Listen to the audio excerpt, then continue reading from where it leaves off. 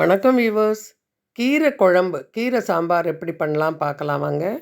அதுக்கு நான் குக்கர் கிண்ணத்துலேயே சாம்பார் பொடி, கொஞ்சம் கல் உப்பு, நறுக்கின கீரை, கொஞ்சம் பெருங்காயம் போட்டு குக்கருக்குள்ளேயே வச்சிட போகிறேன். குக்கருக்குள்ளேயே அது வெந்து வரட்டும். ஈஸியாக பண்ணிடலாம் அது. அது கூடவே நான் ஒரு நெல்லிக்காய் அளவு புளி கரைசலை ஒரு 100 ml தண்ணியில் கலந்து அதுலேயே விட்டுடுறேன் பாருங்க. அதுவும் சேர்ந்தே வெந்துடும். அதோட கூட பருப்பும் வச்சிட போகிறேன். கீழே தனியாக பருப்பு கிண்ணத்தில், மேலே குக்கரில் கீரை, சாம்பார் பொடி, உப்பு எல்லாம் போட்டு பெருங்காயம், புளி எல்லாமே போட்டு வச்சிட போகிறேன். அதுக்கு தாளிக்கிறது பாருங்கள். கடுகு, கொஞ்சம் ஜீரகம், கொஞ்சம் வெந்தயம், 2 மிளகா வத்தல், இதை தாளிச்சிக்கலாம். இது கூடவே நமக்கு பிடிச்ச அளவுக்கு வெங்காயம் பொடியாக நறுக்கி அதையும் தாளிச்சிக்கலாம். வெங்காயத்துக்கு மட்டும் கொஞ்சோண்டு உப்பு போட்டிருக்கேன், அந்த வெங்காயம் வதங்கிறதுக்காக. நல்லா வதங்கிக்கட்டும். ரொம்ப கிளாஸியாக வதங்கணுங்கிறது இல்லை. ஓரளவு வதங்கினதுக்கப்புறம் நம்ம எப்படியும் சாம்பாருக்காக தான் போட போகிறோம்.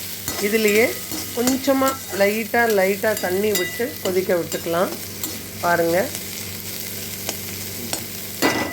நல்லா வதங்கினதுக்கப்புறம் ஓரளவு வதங்கட்டும். அதுலேயே ஜலம் விட்டுட்டேன் பாருங்க. இப்போ இது நல்லா கொதி வந்ததுக்கப்புறம் இந்த கீரை வெந்து எடுத்துண்டாச்சு. நல்லா மேஷர் வச்சு மசிச்சாச்சு. அந்த கொதிக்கிறதுலையே அந்த கீரையில் இருக்கிற தண்ணியை முதல்ல லைட்டாக விட்டுடலாம். அதுவும் சேர்ந்து வெங்காயத்தோடு நல்லா கொதிக்கட்டும். கீரையை நல்லா மசிச்சுக்கலாம் நம்ம. அதுக்கப்புறமா நல்லா வேணுங்கிற அளவுக்கு நல்லா மசிச்சுட்டு, அதுக்கப்புறமா இந்த வெங்காயம் அது கீரை ஜலத்தோடு அதுவும் சேர்ந்து கொதிச்சுன்னு இருக்கும். வெங்காயம் நல்லா வெந்துடும். பூண்டு உங்களுக்கு பிடிக்கிறதுனா 4 பூண்டு நசுக்கி போடலாம், ஆப்ஷனல் தான். உங்களுக்கு பிடிச்சா போடுங்க. நான் பூண்டு போடலை, வெறும் வெங்காயம்தான்.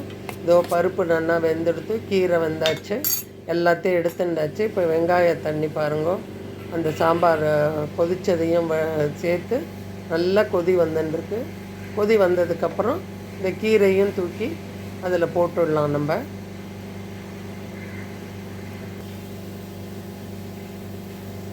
மசிச்சு வச்சுட்டு இருந்த கீரை, பருப்பு இதெல்லாமே அதில் நம்ம இப்போ போட போகிறோம். போட்டுட்டால் ஈஸியாக ஆகிடும். அது அவ்வளோதான், நிமிஷமாக நமக்கு கீரை குழம்பு பண்ணியாச்சுன்னு ஆகிடும். குக்கர்லேயே வைக்கும்போது உங்களுக்கு கீரை நல்லா மசிஞ்சு வந்திருக்கும், நல்ல டேஸ்டியாகவும் இருக்கும். இதில் அந்த குழம்பு வடான்னு இருக்கும், அது பொரிச்சு போடுறது நம்ம இஷ்டம்தான். அது போட்டால் இன்னும் நல்லாயிருக்கும். அதே மாதிரி காராமணி, கொண்டக்கடலை, மொச்சக்கொட்டை இது மாதிரி ஏதான தானியங்கள் நம்ம ஊற வச்சு தனியாக வேக வச்சு இதில் சேர்க்கும்போது அது ஒரு தனி டேஸ்ட்டு கொடுக்கும். டபுள் டேஸ்ட்டாக இருக்கும் அது. இப்போ பருப்பையும் கரைச்சி அதில் விட்டாச்சு. இப்போ நிமிஷமாக கீரை சாம்பார் நமக்கு ரெடி. நான் வெங்காயம் மட்டும்தான் போட்டிருக்கேன், பூண்டு போடலை. மற்றதெல்லாம் நீங்கள் ஆப்ஷனல் தான், எது வேணாலும் நீங்கள் போட்டு சேர்த்துக்கலாம். மசிக்கிறது ஓரளவு தான் நான் மசிப்பேன். உங்களுக்கு வேணும்னா நல்லா இன்னும் கொஞ்சம் நல்லா மசிச்சுக்கலாம்.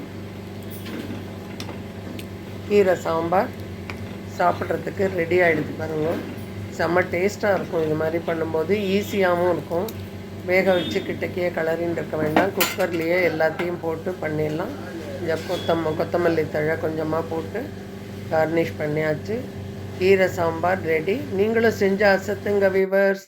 தேங்க்யூ. தேங்க்ஸ் ஃபார் வாட்சிங்.